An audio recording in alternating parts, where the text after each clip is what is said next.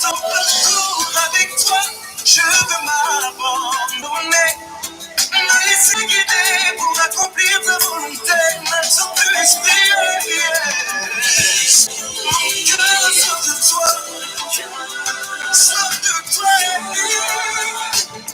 Je veux vite passer dans le séché de ta vie. De ma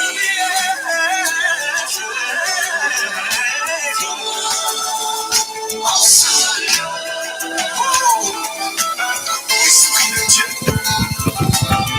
paraclet, le consolateur des saints, nous tenons ensemble exprimant le besoin compassion de nous dire ce qui a été promis à nos pères, afin d'assouvir le besoin que la création exprime. Nous voici ensemble réunis au sein de la chambre haute. Esprit de Dieu descend, aspirant à recevoir quelque chose de toi. Esprit de Dieu descend, poussé par la foi, animé du désir de te voir. Esprit de Dieu descend, présentons à la source afin d'étancher notre soif. Esprit de Dieu descend, esprit, marque-nous de ton sang. Esprit de Dieu descend, afin d'être en capacité de représenter ma tête dans le royaume. Esprit, marque-nous de ton sang. Esprit de Dieu afin d'être en capacité de témoigner les merveilles de ton nom. Esprit de Dieu, s'il te plaît, descends. Esprit descend, s'il te plaît, descends. Oh, nous descends. Mon Dieu, ne t'entrons pas de main. Papa, si tu déchirais les cieux et que tu descendais par le moyen de ton esprit.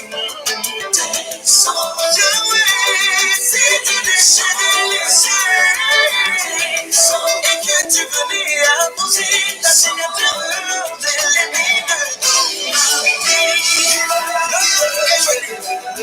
oui, esprit, elle est arrivée. La gloire du Père doit être révélée par le Fils au moyen de l'Esprit.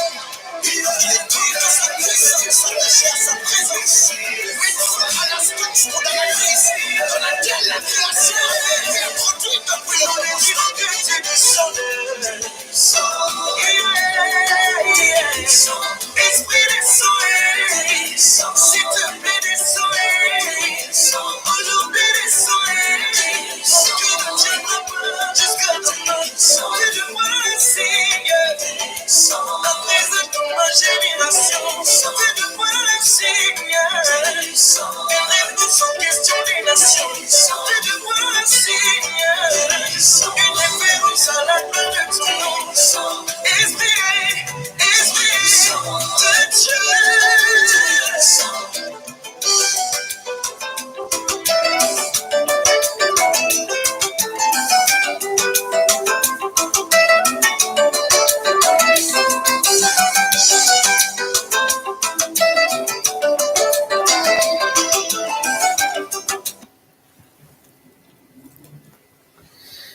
Shalom, shalom, toute la grande famille Vie Abondante. Shalom, les héros du midi. Que le Seigneur vous bénisse abondamment partout où vous êtes en train de me suivre cet après-midi dans les héros du midi. Soyez abondamment bénis, abondamment bénis. Laisse-moi saluer toute la grande famille Vie Abondante. Que le Seigneur vous bénisse abondamment. Ma fille Mariam, sois bénie. Ma fille Jo, ma fille Corinne, ma fille Henriette, ma fille Samantha, sois bénie. Ma fille Teresa, ma fille Asita, sois bénie. Ma fille Stéphanie Bio, sois bénie. Ma fille Marie-Lise, que le Seigneur te bénisse, pasteur. Sois bénie. Ma fille Rosetta, ma fille Jean-Marie Beltou, ma fille Clémentine, soyez bénis abondamment. Et vous tous qui êtes en train de me suivre sur votre smartphone, sur votre écran de télévision, sur votre ordinateur, recevez toutes les salutations du fond de nos cœurs.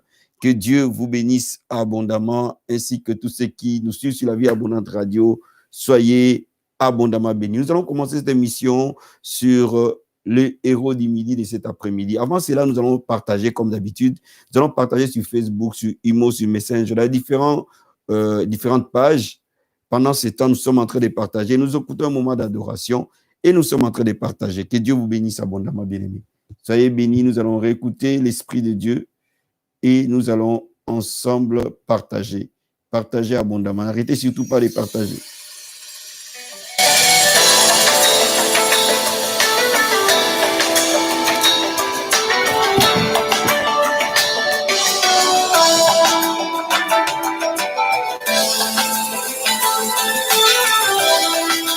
Faites comme moi, partagez dans différents groupes, différentes pages. Esprit de Dieu vivant, souffle du Dieu puissant, esprit d'intelligence, que son tas soit fait de soin. Nous te désirons, ensemble nous t'attendons. Viens et libère l'onction, affecter la flèche de nos vies, notre bas esprit.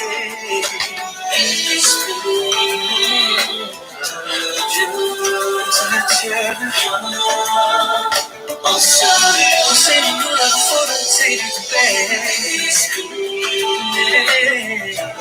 Nous avons besoin de toi.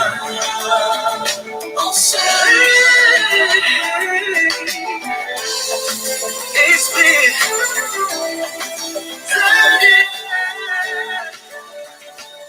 nous avons besoin de toi,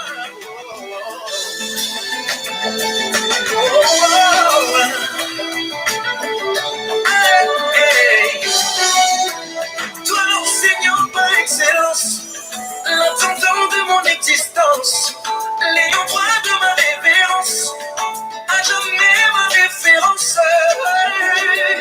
Dans mon parcours avec toi, je veux m'abandonner, me laisser guider pour accomplir ta volonté. N'attends plus l'esprit, mon cœur a soif de toi. Si vous êtes connecté pour la première fois à la Vie Abondante Télévision, soyez les bienvenus. N'oubliez surtout pas d'activer la cloche et de vous abonner à la Vie Abondante Télévision. Que le Seigneur vous bénisse. Esprit de Dieu, le paraclet, le consolateur des saints. Nous tenons ensemble, exprimons le besoin corporatif de te voir à l'œuvre.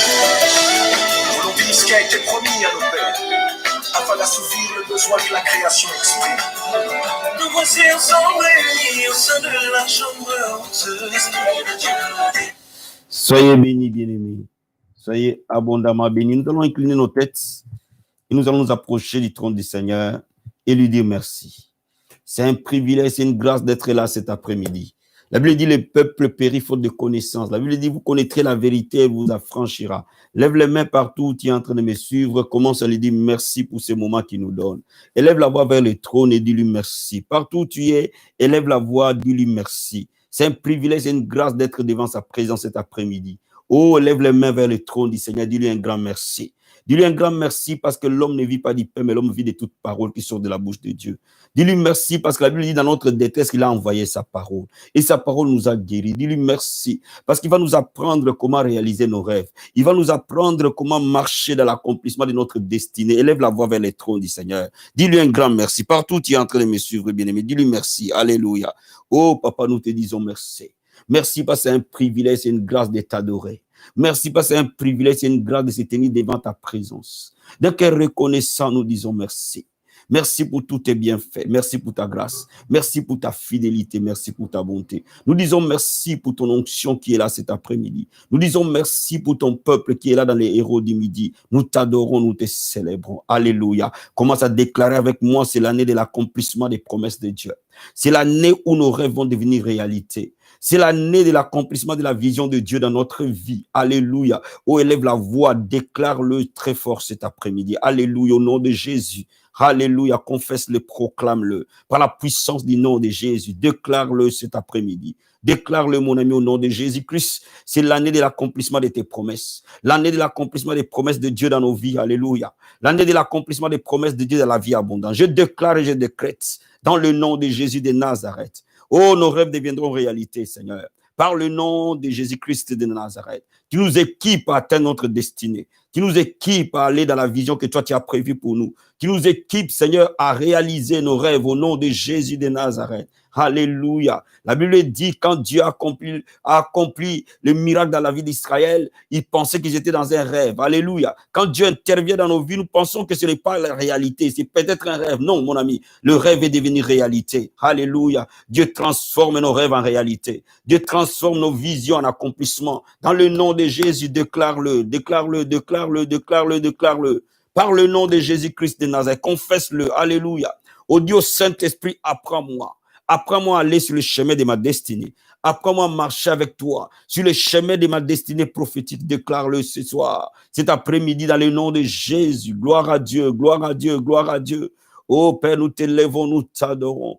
Oh merci, parce que les héros du midi, là où les vaincus d'hier deviennent des vainqueurs d'aujourd'hui. Alléluia. Dis au Seigneur, amène-moi à l'école de la sagesse. Amène-moi à l'école du discernement. Amène-moi à l'école de l'esprit, pour que je réalise le chemin de ma destinée et que j'y entre dans ce chemin de la destinée. Par le nom de Jésus de Nazareth, déclare-le au nom de Jésus. Kobrahayaba satarabaya, rebo sakaya bababa, ebrakarabo satarabaya, ibrahate kerebo santaria, mebrahayabo satabaya. Prie en esprit, partout tu me suis. Tu pries en langue, tu laisses l'Esprit de Dieu t'amener. Tu pries en esprit, tu essaies d'écouter la voix du Saint-Esprit. Pendant que tu es en train de prier en esprit, tu dis au Seigneur, parle-moi. Inspire-moi, dis-moi, Seigneur, oh my God, Jesus, Kobrahaya. Quand l'Esprit viendra, il vous conduira dans toute la vérité. Alléluia. Il vous enseignera ce que je vous ai, il vous rappellera ce que je vous ai enseigné. Alléluia. Il vous montrera des choses à venir. La Bible dit, il vous montrera des choses à venir. Il vous annoncera des choses à venir. Kobrahaya basatarabaya. Rekobo sataya baba. Bien aimé, le diable te montre le passé, mais Dieu te montre le futur. Oh Marabasatabaya, pour te donner l'espérance. Dis à Dieu, montre-moi le futur. Parce que tu es le Dieu de mon lendemain. Tu es le Dieu de ma destinée. Kobrahaya basataria. Tu es le Dieu de mon lendemain. Ebrakarabo satabaya. Commence à déclarer que mon lendemain sera brillant. Parce que la lumière va grandissant jusqu'au milieu du jour. Bien aimé dans le Seigneur, la Bible dit ta lumière ira grandissant. Alléluia. La gloire de Dieu de cette année dépassera l'année 2020. L'année de 2022 dépassera l'année 2021. Parce que la lumière va grandissant tout le temps, et tout le temps, et tout le temps. Et dis-le, annonce-le au nom de Jésus. My God, Kobrahaya.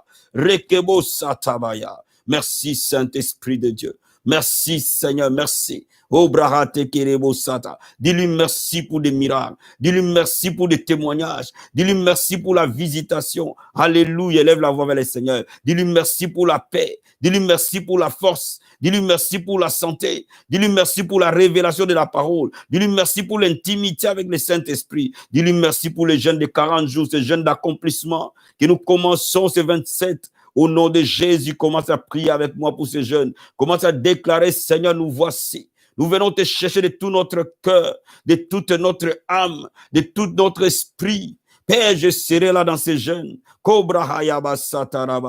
Dis à Dieu, je serai là. Quand il passera dans les rangs, souviens-toi de moi. My God. Quand il passera dans les rangs, souviens-toi de moi.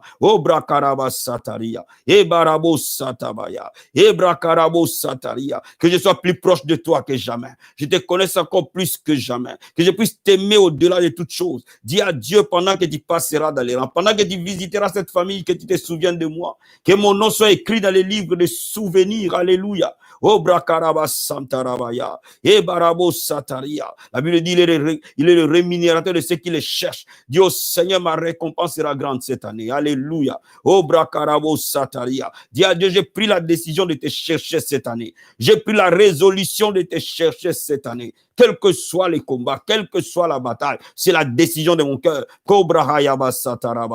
David a dit, j'habiterai dans la maison de l'Éternel jusqu'à la fin de mes jours.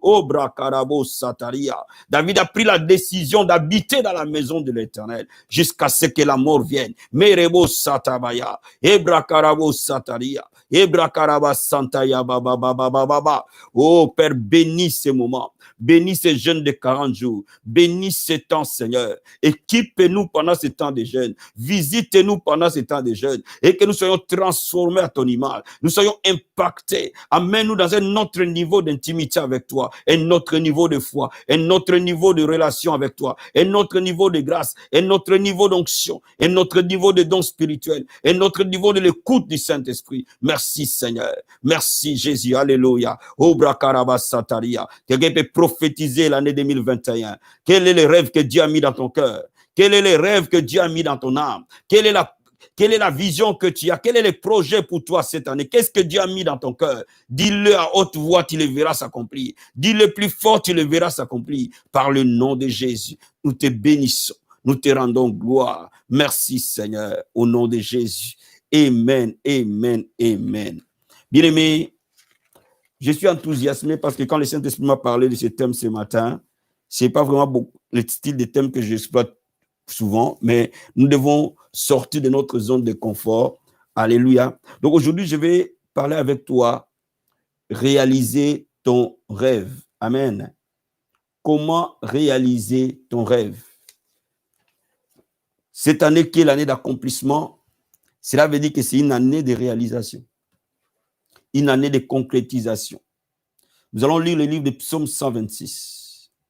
Psaume 126. Psaume chapitre 126. Et nous allons commencer au verset 1. La Bible dit, quand l'Éternel ramena les captifs de Sion, nous étions comme ceux qui font un rêve.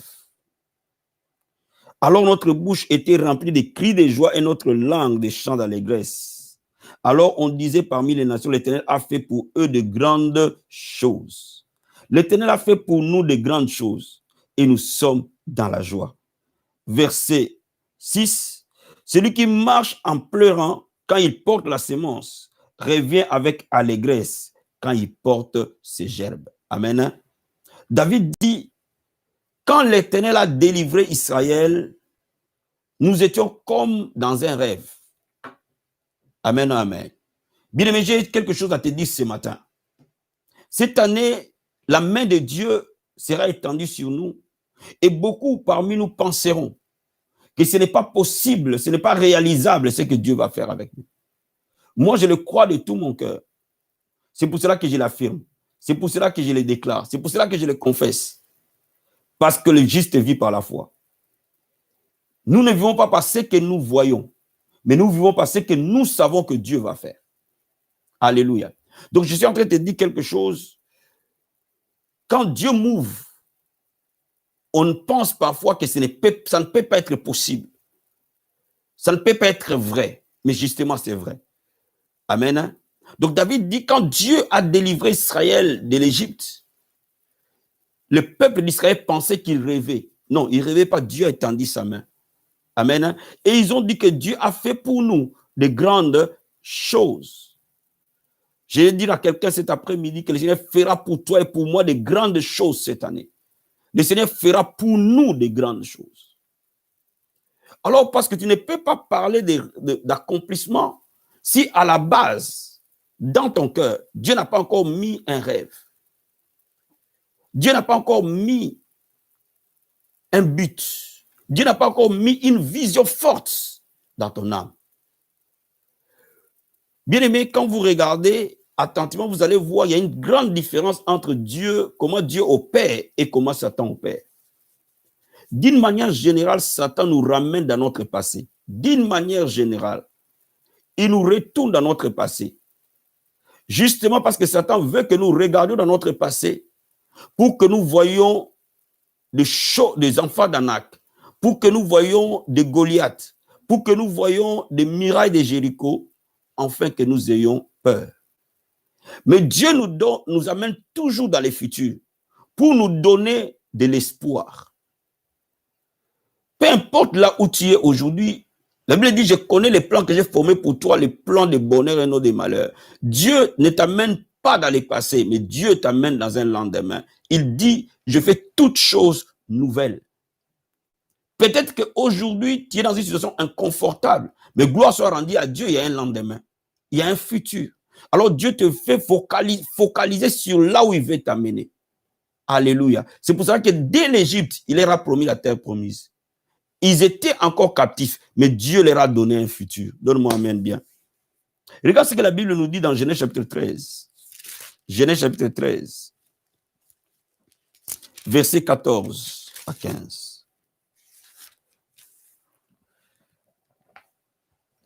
C'est pour ça que la Bible dit, ne vous souvenez pas des choses passées. Il fait toutes choses nouvelles. Peut-être qu'il y a eu des erreurs dans les passés. Peut-être qu'il y a eu des pleurs dans les passés. Peut-être qu'il y a eu des ratés dans les passés. Tu peux vivre avec ces passés et rester captif tout le reste de ta vie. Ou alors décider de saisir la pensée de Dieu parce qu'il veut t'amener vers un futur. C'est ça la force des saints. Nous avons un avenir. Nous avons un futur. Voilà pourquoi nous pouvons espérer. Regarde ce que Dieu dit dans Genèse chapitre 13, verset 14. La Bible dit ceci. L'Éternel dit à Abraham, après que Lot se fit séparer de lui, lève les yeux et du lieu où tu es, regarde vers le nord, vers le midi, vers l'orient, vers l'occident. Car tous les pays que tu vois, je les donnerai à toi et à ta postérité pour toujours. Amen. Dieu dit de la position où tu es, de l'environnement où tu es. Dieu dit à Abraham, juste lève les yeux, vois. Aussi loin que tu peux voir, je te les donne. Donc, bien aimé dans le Seigneur, la vision est un langage du Saint-Esprit. La vision est un des langages qui transforme notre vie. Lorsque Dieu veut changer votre vie, il vous donne juste une vision. Il vous dit, regarde là, regarde devant toi, regarde aux possibilités que je mets devant toi. Alléluia. Je disais tout à l'heure que le diable te ramènera dans le passé. Non, tu ne peux pas te marier, tu as 4 enfants. Non, tu as fait chaque enfant avec son papa, tu ne peux pas te marier. Non, tu ne peux pas faire ceci, tu ne peux pas réussir parce que c'est là. Non, tu ne peux pas réussir parce que tu es malade. Non, le diable va te ramener toujours dans le passé. Non, tu n'es pas digne parce que tu as été violé. Non, tu n'es pas digne parce que tu étais un voleur. Non, tu n'es pas digne parce que tu étais un brigand. Bien-aimé, le Seigneur, Dieu nous donne un futur. Il dit, je fais toutes choses nouvelles. De là où tu es, je lève juste les yeux, come on, et vois. Je vais dire à quelqu'un, lève juste les yeux et vois. Et tu verras que tu as de quoi être enthousiasmé de la vie. Lève juste les yeux et vois. Et c'est ce que Dieu dit à Abraham. Lève juste tes yeux et vois. Si tu peux concevoir un rêve, si tu peux concevoir un songe, si tu peux concevoir une vision, c'est cela, ta destinée. Est-ce que tu peux me donner un amen? Laisse-moi te dire, la Bible nous dit dans Joël chapitre 2, verset 28. Joël chapitre 2, verset 28. C'est passage que j'aime beaucoup. Joël chapitre 2, verset 28. La Bible nous dit ceci. Après cela, je répandrai mon esprit sur toute chair. Vos fils et vos filles prophétiseront. Vos vieillards auront des songes et vos jeunes gens des visions. Donc ici, la Bible nous parle de 3 manières où Dieu nous parle. Il nous parle par prophétie, il nous parle par songe, il nous parle par vision. Voyez? Et ces 3 choses ont tendance à nous montrer l'avenir. Pourquoi? Parce qu'avant que Dieu ne change ta vie, il te les montre. La Bible dit, Dieu ne fait rien sans avoir averti à ses saints serviteurs, les prophètes. Alléluia. Les visions, c'est lorsque tu ne dors pas, tu vois. Les songes, lorsque tu dors, tu vois. Tout est pareil. Prophétie, lorsque Dieu le met dans tes pensées, dans ton esprit, et tu les vocalises.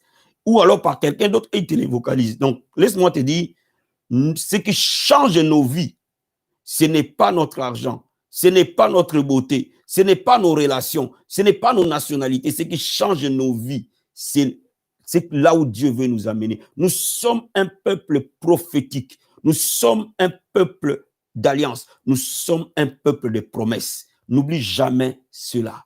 Dieu est un Dieu de promesses. Il te donne la promesse et il te les montre pour que ta foi soit établie. Est-ce que je me fais comprendre? La Bible nous dit que quand l'Esprit de Dieu viendra, il nous conduira dans toute la vérité.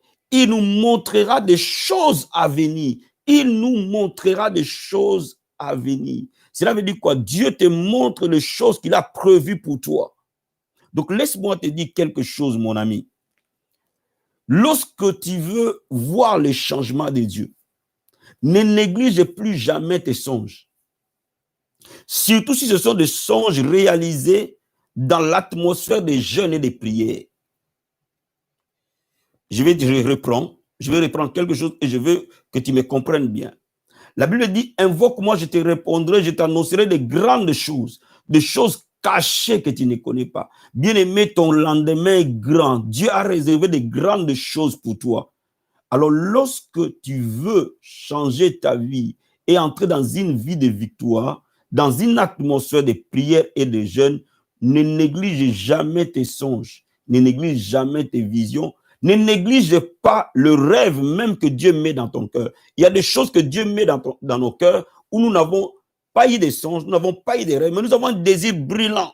Nous avons quelque chose de fort qui entre dans notre âme et qui nous projette vers l'avant. Et nous voyons que c'est grand, c'est glorieux. Alors, si Dieu met ça dans ton cœur, mon ami, il a posé sa sémence sur toi et c'est ce qui va changer ta vie. Est-ce que je me fais comprendre? Est-ce que je me fais comprendre? Bien-aimé, ce dont tu as besoin, ce n'est pas le capital pour ton commerce. Ce dont tu as besoin, ce n'est pas une belle salle pour avoir un ministère. Ce dont tu as besoin, ce n'est pas un beau travail pour dire que tu es béni. Ce dont tu as besoin, que Dieu mette une sémence dans ton âme, une promesse dans ton cœur. Dès que tu l'as, tu as ton lendemain. Est-ce que je me fais comprendre? Est-ce que je me fais comprendre cet après-midi? Maintenant, laisse-moi te dire quelque chose. Avant que je ne commence à aller dans les détails pour te montrer comment Dieu nous amène à réaliser notre rêve. La première des choses, quand Dieu veut changer une vie, il met une promesse dans la vie de la personne. Et la manière que Dieu utilise dépend de lui. Il peut faire en sorte que quelqu'un voie une vision. Il peut faire en sorte que quelqu'un ait un songe. Il peut faire en sorte qu'on prophétise sur lui ou que lui-même reçoive la prophétie. Il peut faire en sorte que dans ton cœur, tu aies ces désirs brûlants. La voie par laquelle Dieu passe les concerne. Mais toi, tu sauras qu'il y a quelque chose qui entre dans ton âme, un désir qui te pousse, qui te contrôle à agir vers ton lendemain. Lorsque tu le saisis, sache-le que Dieu a mis sa main sur ta vie. Donne-moi amen.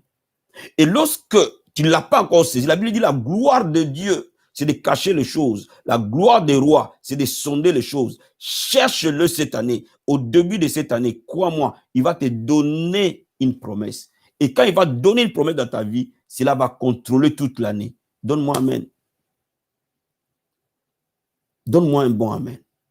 Ma prière est que cette année, nous ayons reçu de Dieu des rêves, des songes, des buts précis qui nous poussent vers notre lendemain. Et c'est ce qui change des vies des hommes ordinaires et fait de nous des personnes extraordinaires. Regarde ce que la Bible nous dit dans Genèse chapitre 33, versets 5 à 11. Genèse chapitre 33,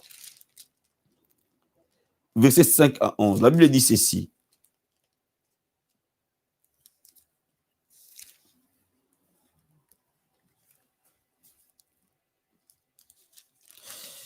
Excusez-moi, juste une petite...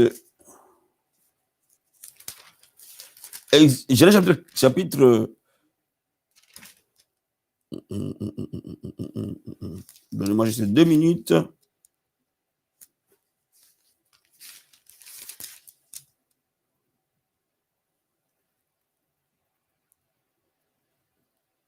Genèse chapitre 41.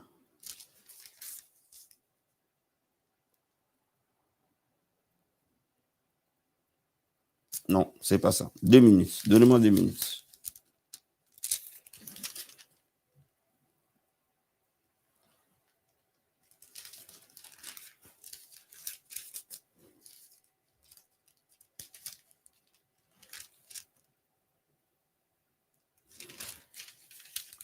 Bon, excusez-moi, je n'ai pas trouvé les versets, mais ce n'est pas grave. Je vous lis juste Genèse chapitre 35. Genèse 35, versets 9 et 13.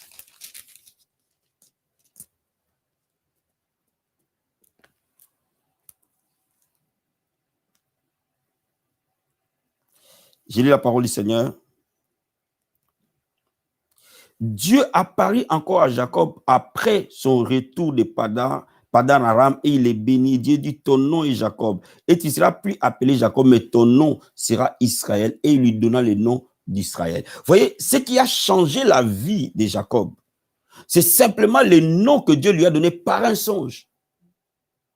Vous voyez, il a juste changé le nom de Jacob. Et en le rendant Israël, Jacob a changé de destinée. Juste un songe a changé la vie de Jacob. Est-ce que je me fais comprendre? Donc, lorsque Dieu nous visite, il change notre vie juste par un simple songe, juste par un simple rêve, juste par une simple parole qui sort de la bouche de Dieu vers nous. Donc, bien aimé dans le Seigneur, quand vous recevez la vision de Dieu dans votre vie, vous changez. La Bible nous parle de Joseph qui a rêvé. Et quand Joseph a rêvé, il n'était qu'un enfant.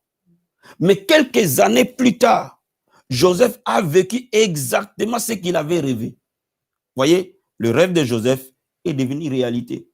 Donc, quand Dieu veut changer notre vie, il met juste une sémence dans notre cœur. Et quand il les met, c'est ce qui contrôle notre propre destinée. Maintenant, la question qui se pose, comment faire pour que la vision que Dieu met dans notre cœur, ou alors comment faire pour que notre rêve que Dieu met dans notre âme devienne réalité? Parce que je suis convaincu que beaucoup de gens à qui Dieu a parlé, parce qu'ils n'ont pas su comment faire, ce que Dieu a dit dans leur vie ne s'est pas réalisé. Mais cette année, ce que Dieu a dit dans notre vie se réalisera. Pourquoi? Parce qu'il y a des principes bibliques qui permettent à ce que si Dieu te dit quelque chose, quelle que soit la forme dans laquelle il t'a dit, si tu le dis, tu le verras s'accomplir. Premièrement, pour qu'un rêve puisse s'accomplir, nous devons savoir que nous devons entrer dans les rêves de Dieu, dans les plans de Dieu. Nous devons faire un avec les plans de Dieu. Pourquoi? Parce que les plans des hommes peuvent échouer, mais les plans de Dieu n'échouera jamais. Ce qui importe pour que tu réalises quelque chose de glorieux, c'est d'épouser les plans de Dieu, d'embrasser les plans de Dieu pour toi. Alléluia. Regarde ce que la Bible nous dit dans Genèse chapitre 45. Genèse 45, verset 7 à 8.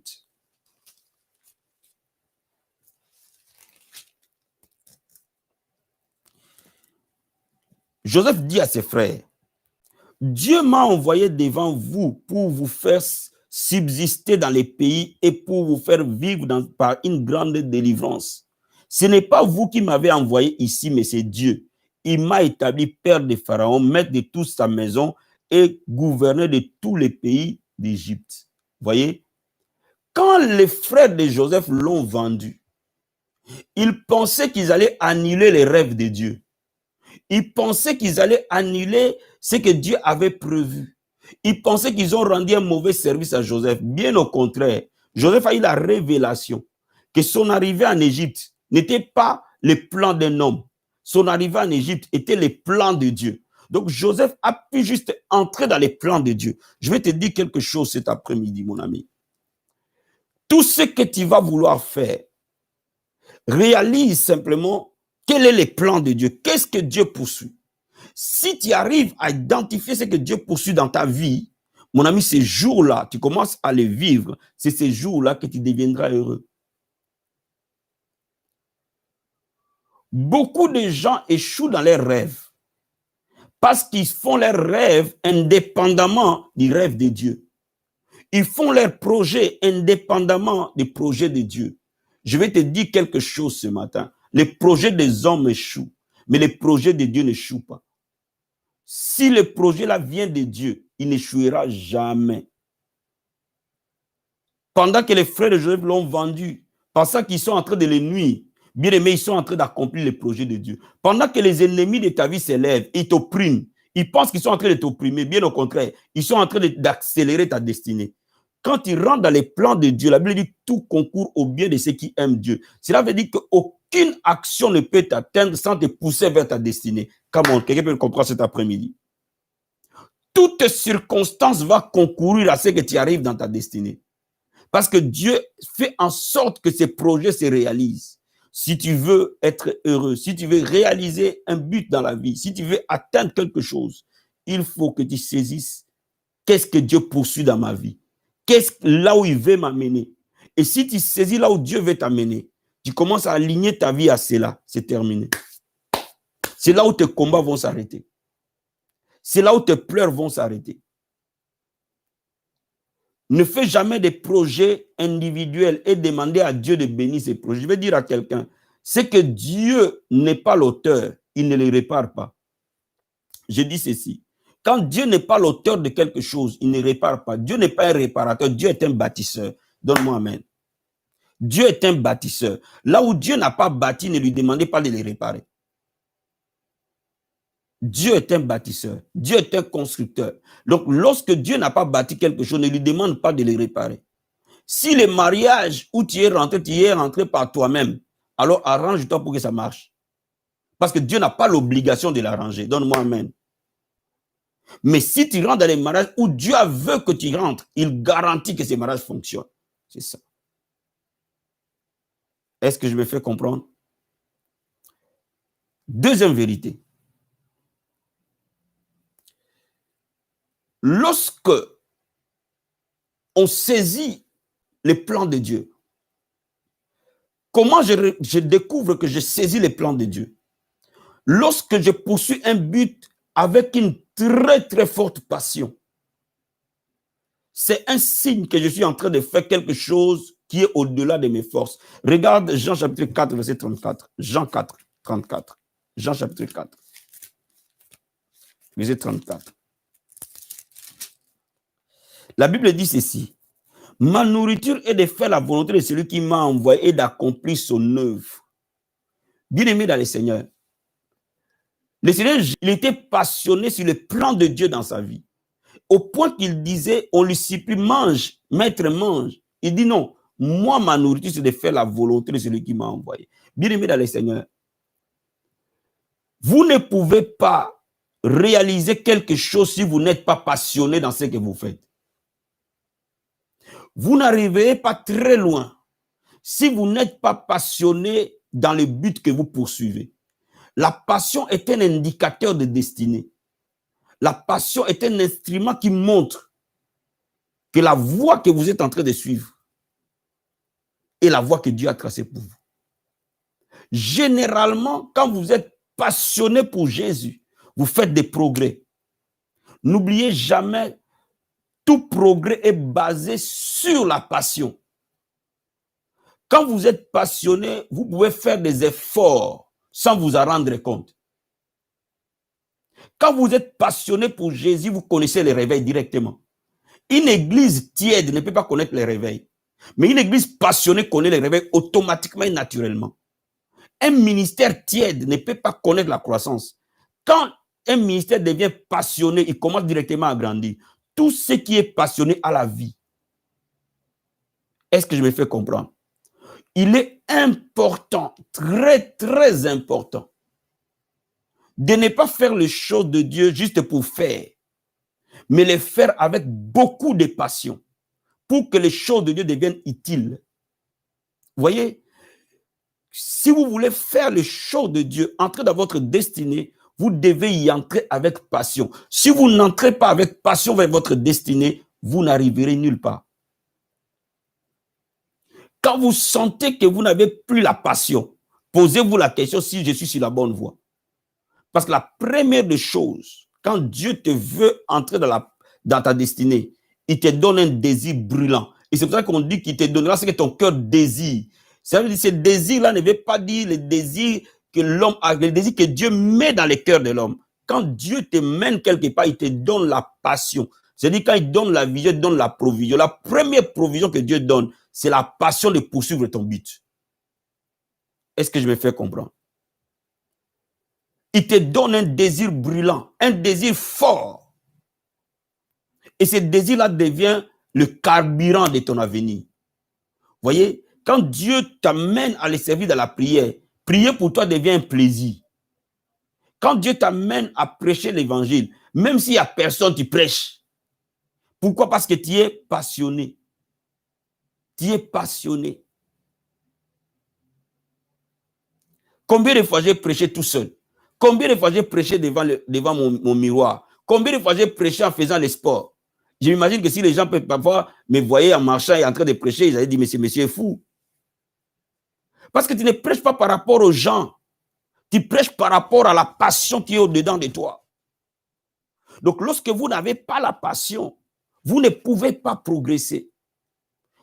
Regarde ce que la Bible nous dit. Regarde, 1 Timothée chapitre 4, verset 15. 1 Timothée chapitre 4, verset 15.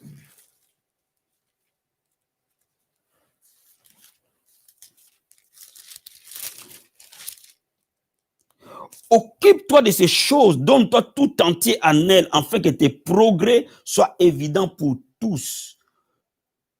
Occupe-toi de ces choses et donne-toi tout entier. Cela veut dire tout entier, c'est quoi? C'est passionné. Donne-toi de manière passionnée. Pourquoi? Pour que tes progrès soient évidents. Cela veut dire quoi? Celui qui n'est pas passionné n'a pas de progrès.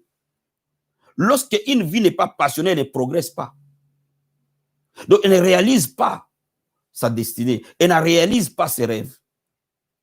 Pour que vous réalisiez votre rêve, pour que vous réalisiez votre destinée, vous devez être passionné pour cela. Celui qui est passionné a toujours des solutions.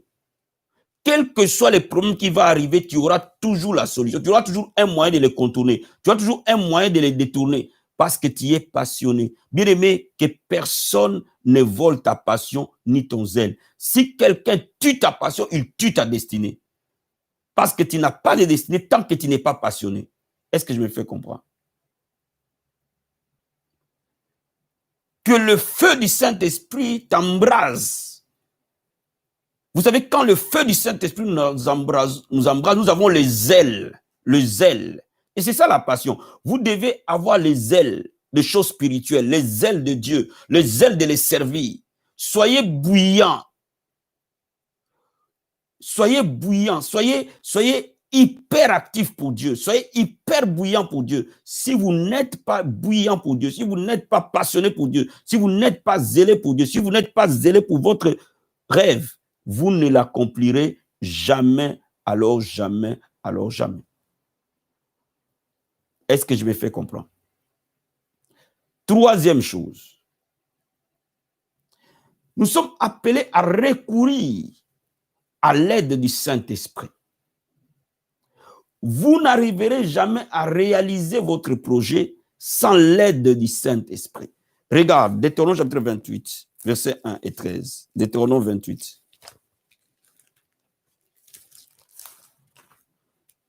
Verset 1 et verset 13. La Bible dit ceci. Si tu obéis à la voix de l'Éternel ton Dieu en observant et en mettant en pratique tous ces commandements que je te prescris aujourd'hui, l'Éternel ton Dieu te donnera la supériorité sur toutes les nations de la terre. Verset 13. L'Éternel fera de toi la tête et non la queue. Tu seras toujours en haut et tu ne seras jamais en bas. Lorsque tu obéiras aux commandements de l'Éternel ton Dieu que je te prescris aujourd'hui, lorsque tu les observeras et tu les mettras en pratique. La Bible dit, si tu obéis, au fait, il y a deux voies par lesquelles le Saint-Esprit nous aide. Par la voix du Saint-Esprit et par la parole de Dieu. Le Saint-Esprit nous guide dans notre destinée, dans l'accomplissement de notre rêve par deux choses. Par la voix du Saint-Esprit et par la parole de Dieu. Je donne un exemple. La parole de Dieu te dira de prier. La voix de Dieu te dira à quelle heure prier. La parole de Dieu te dit de prier, mais la voix du Saint-Esprit te dira à quelle heure prier.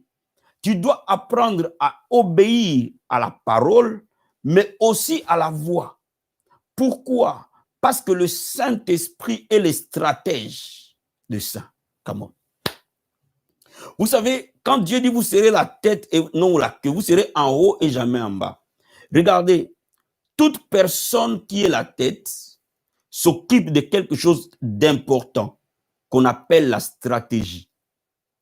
Quand vous devenez un général, à l'école d'état-major, on va t'apprendre la stratégie de guerre. Quand vous êtes un pasteur, on va t'apprendre la stratégie du ministère. Quand vous devenez un médecin directeur, ce n'est pas simplement opérer les gens, mais la stratégie de gérer l'hôpital. La stratégie, la capacité de répondre aux problèmes de la bonne manière. Est-ce que je me fais comprendre? Et le Saint-Esprit t'apprend comment arriver à ta destinée, sur quoi t'appuyer, sur quoi faire et quoi ne pas faire. Et seul le Saint-Esprit va te dire ces choses. Donc, tu as besoin de l'aide du Saint-Esprit pour réaliser ton rêve. Nécessairement, tu as besoin de l'écoute du Saint-Esprit pour que tu saches les tournures à prendre. Sans l'aide du Saint-Esprit, tu ne peux en aucun cas réaliser ton rêve. Ou alors, si tu les réalises, tu les réaliseras de la mauvaise manière, avec beaucoup de casse et avec beaucoup de souffrance. Mais quand tu fais confiance au Saint-Esprit, il t'amènera dans ton vert pâturage. Il te dirigera vers tes eaux paisibles de la bonne manière. Il te montrera exactement ce que tu dois faire pour entamer la prochaine étape, pour marcher vers ta destinée. Voyez-vous, lorsque vous êtes attentif à la voix du Saint-Esprit, vous commencez à être victorieux. Aussi simple que cela. Écoute le Saint-Esprit. Fais-lui confiance. Parce qu'il y a des choses que le Saint-Esprit pourra te dire qui seront plus ou moins insensées. Mais lorsque tu les suis, tu verras qu'il a totalement raison. Fais confiance à la voix du Saint-Esprit. Fais confiance à ce qui t'inspire au fond de ton cœur. Mon ami, tu vas commencer à vaincre. Quand le Saint-Esprit m'avait dit de laisser mon travail pour m'occuper du ministère, j'avais l'impression que c'était une folie. Honnêtement. Honnêtement. Mais avec du recul, je me rends compte que si je ne l'avais pas fait, peut-être je ne serais plus dans le ministère aujourd'hui. Vous voyez? Donc, laisse-moi te dire quelque chose. Quand le Saint-Esprit te dit quelque chose, c'est qu'il a vu ton avenir. C'est qu'il a vu les choses qui vont arriver. C'est qu'il a vu les combats qui vont arriver. C'est qu'il a vu les opportunités qui vont arriver. Et il te les dit maintenant. Alors, si tu es prompt à écouter et à réagir, quand ces choses vont arriver, tu seras prêt. Est-ce que je me fais comprendre? Écoute-le. Écoute-le. Il te donnera des stratégies parfois comment te marier. Comment parfois t'habiller. Il y a des choses que tu vas prier pendant des années, mais le Seigneur va te donner juste un bout. Juste une petite stratégie. Mon ami, tu ne passeras plus jamais inaperçu. Apprends à écouter le Saint-Esprit. C'est très, très important. Est-ce que je me fais comprendre? Quatrième chose. Payer les prix de ton rêve. Beaucoup de gens ont des rêves, mais très peu payent les prix de leurs rêves. Beaucoup de gens ont de grands rêves, mais très peu sont prêts à payer les prix qui vont avec leurs rêves. Et c'est là où j'ai vu que beaucoup de chrétiens qui n'ont des rêves, mais qui ne payent pas les prix, ça s'appelle des rêveries. Des rêveries n'amènent à rien du tout. Aucune personne ne peut transformer son rêve en réalité tant qu'il ne paye pas les prix nécessaires à ce que son rêve devienne réalité. Bien-aimé, dans toute chose qui est sous le soleil, la valeur de la chose dépend du prix que la chose a. Bien-aimé, tu ne peux pas porter une onction forte si tu ne payes pas les prix qui va avec. Tu ne peux pas prêcher avec révélation si tu ne payes pas les prix qui va avec. Tu ne peux pas avoir une grande église si tu ne payes pas les prix qui va avec. Tu ne peux pas avoir un foyer stable si tu ne payes pas les prix qui va avec. Tu ne peux pas éduquer tes enfants, faire d'eux de vainqueurs si tu ne payes pas les prix qui va avec. Bien-aimé dans les Seigneur, je vais te dire une chose. Tout ce que les gens verront comme victoire cache un prix. Laisse-moi te lire 2 Timothée chapitre 2. Verset 5, la Bible dit ceci. Et l'athlète n'est pas couronné s'il n'a pas combattu suivant les règles. Il faut que les laboureurs travaillent avant de recueillir les fruits. L'athlète n'est pas couronné s'il n'a pas combattu suivant les règles. Bien-aimé dans le Seigneur, Si tu ne veux pas payer les prix, cela veut dire que tu ne veux pas ta destinée. Celui qui ne veut pas payer les prix, quels que soient les talents innés qu'il a, quelles que soient les capacités innées qu'il a, il n'aura pas de grande destinée. Ceux qui sont dans les grandes destinées sont prêts à payer les prix. Parfois les prix de la prière, parfois les prix de l'obéissance, parfois les prix des jeûnes, parfois les prix des sémences, parfois les prix d'humilité, parfois Dieu met des prix qu'on ne peut pas imaginer. C'est lui qui définit les prix. Mais si tu es prêt à payer les prix, bien aimé, tu es prêt à la gloire. Je dis ceci, celui qui est prêt à payer les prix est prêt à la gloire.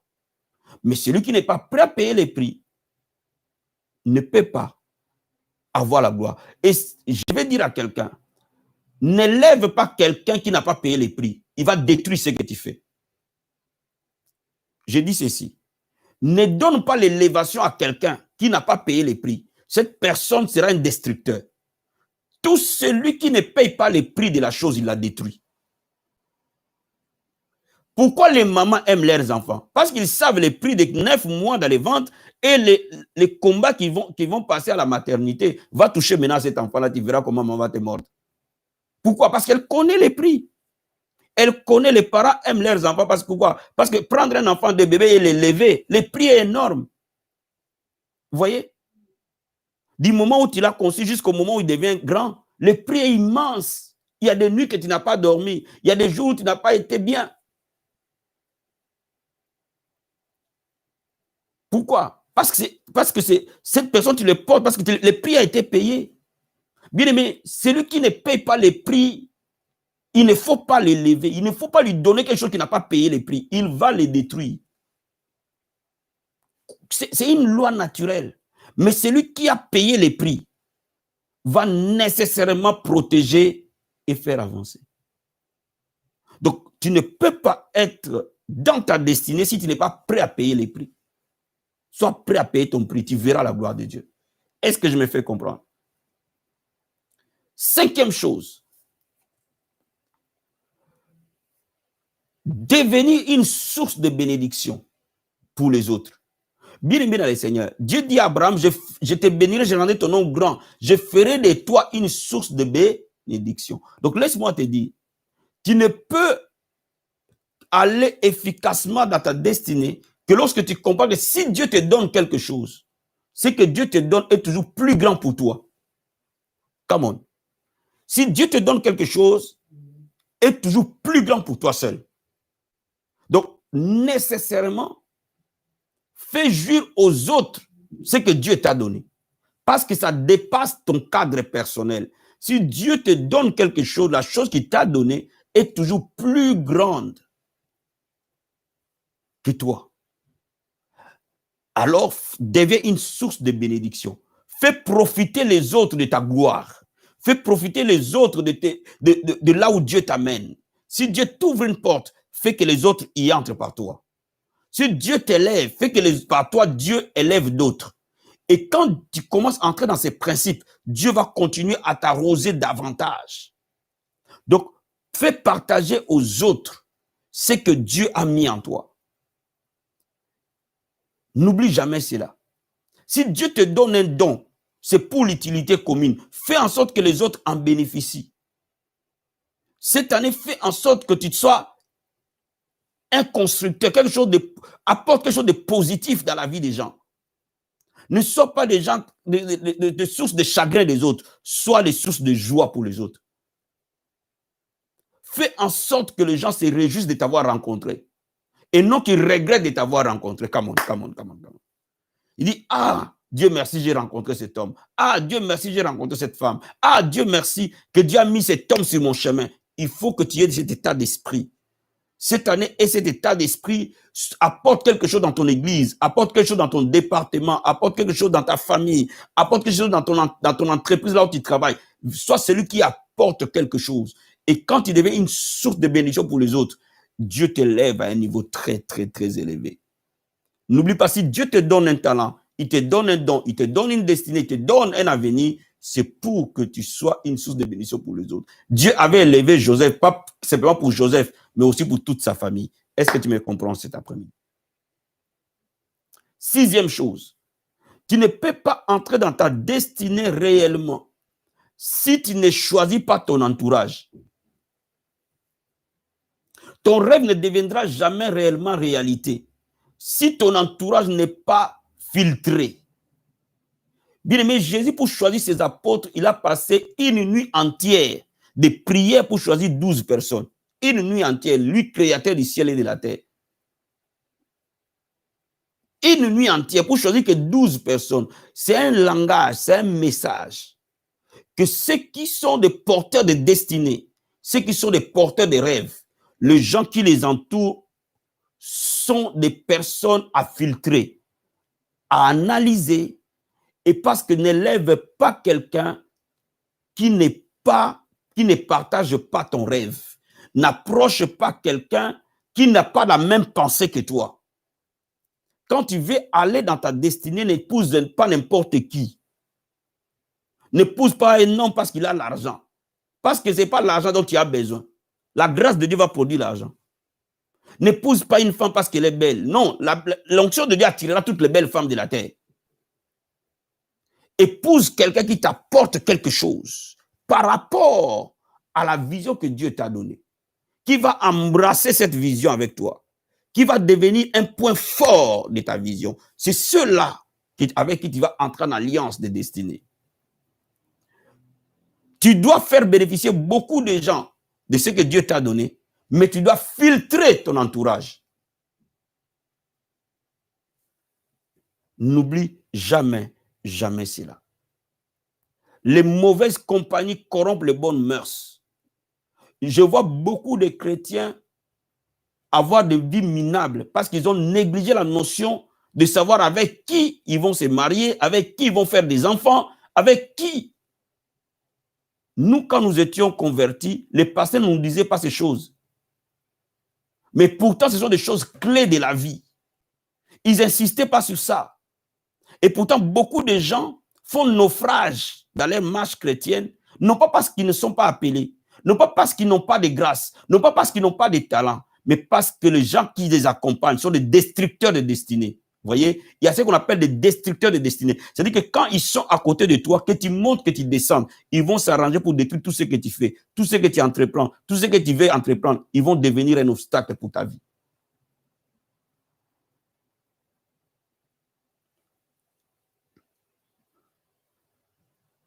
Donne-moi un bon amen. Donne-moi un bon amen. On aura un message particulier. Et dernière chose.